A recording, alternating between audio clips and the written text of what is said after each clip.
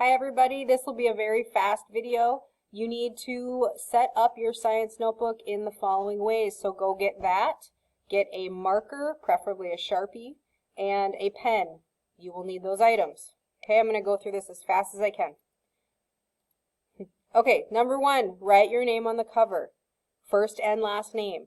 There are many of you with the same name and several of you also have similar last names. So first and last name, science notebook, you may want to add 8th grade. You do not have to have a composition notebook, but in the future, that is what scientists often use, a similar version of one. They usually have graph paper in them.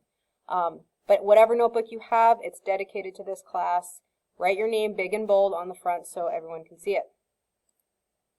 Next step, skip that first page inside. It will likely fall out over the course of the year. We call this the buffer page or the sacrificial page. It's not going to last long.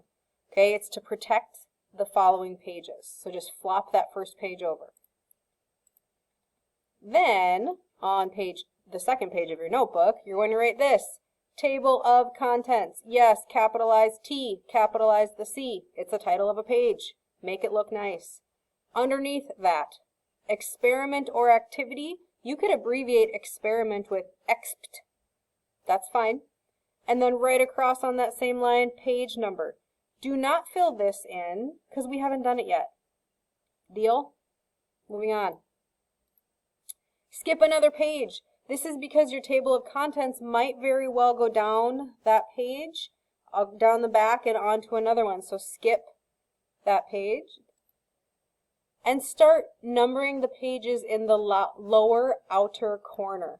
Okay?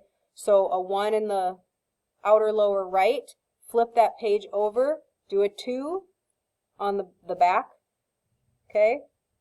3, flip it over, do a 4, all right? Because you'll need that for your table of contents. Okay, I think that's it. Your notebook should be ready to go.